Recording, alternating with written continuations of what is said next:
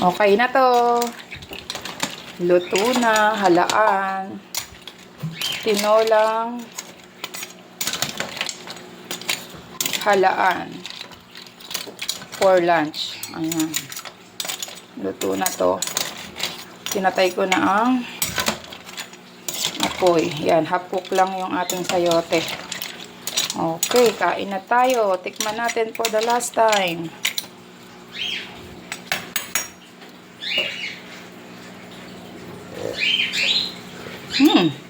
Malasa. Iba talaga pag gantong shell. Yan, malasa. Kain na tayo.